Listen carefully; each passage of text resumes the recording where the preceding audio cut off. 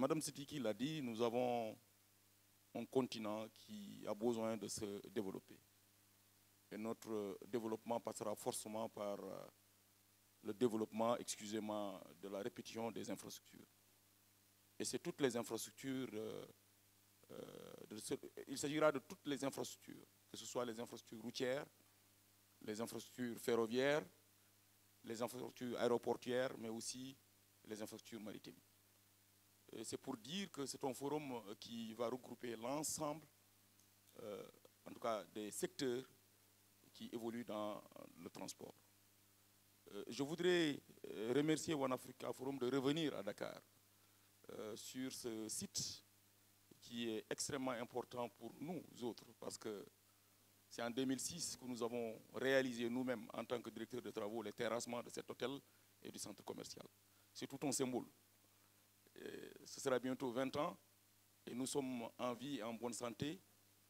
Au moment où on était dans le privé, jeune ingénieur, aujourd'hui on se retrouve dans une station au niveau de l'État, représentant le ministre des Infrastructures, des Transports terrestres et aériens, M. Malik Ndiaye, qui, dès son arrivée, nous lui avions rendu compte de tout ce qui avait été fait avec cette convention que nous avons signée avec One Africa Forums pour revenir au Sénégal, montrer toutes les réalisations qui ont été faites au Sénégal, mais aussi les perspectives, se projeter pour le développement justement de notre pays, mais aussi du continent. Parce que quand nous travaillons au Sénégal, nous travaillons aussi à nous ouvrir aux autres pays de la région, mais aussi aux autres pays du continent.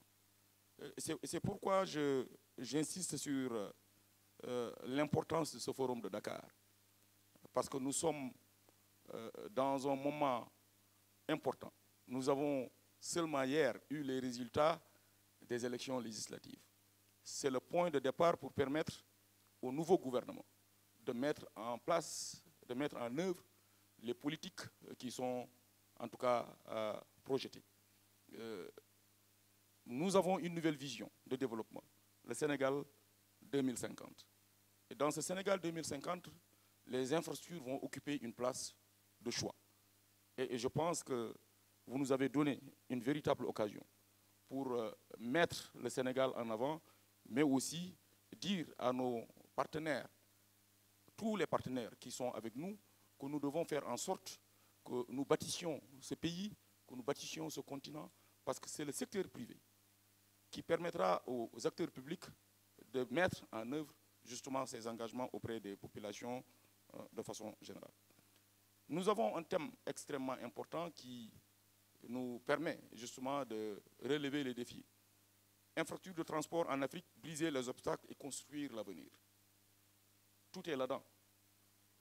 Et je vais retenir juste un mot, obstacle. Quel est l'obstacle? Quels sont les obstacles qui font qu'aujourd'hui, on a du mal à développer les infrastructures en Afrique? Ils sont essentiellement financiers, et nous le savons. Parce que si nous avons les ressources nécessaires pour bâtir notre continent, nous avons la capacité technique, nous avons les ressources humaines pour le faire. Aujourd'hui, les défis majeurs, c'est d'abord les défis de recherche de financement, de travailler avec nos partenaires financiers de façon à baisser les taux d'intérêt pour permettre à nos pays de se développer. D'autres défis de bonne gouvernance, il faut le dire, parce qu'on ne peut développer nos pays en empruntant, mais aussi en utilisant mal ces ressources qui sont empruntées. Je pense qu'on va tout au long de ce forum discuter de ces sujets. Les défis environnementaux. Nous sommes dans un contexte de changement climatique. Qu'est-ce qu'il faut faire au niveau technique de façon à adapter les infrastructures aux conditions actuelles de l'environnement? Je pense que je jette, en tout cas sur le plateau, certains sujets qui seront discutés par des experts de haut niveau qui viendront de tout le continent et peut-être même de l'étranger pour nous accompagner pendant cette semaine, pendant ces 3-4 jours. Ce sera du 26 au 28 novembre, ici même à Radisson Blu.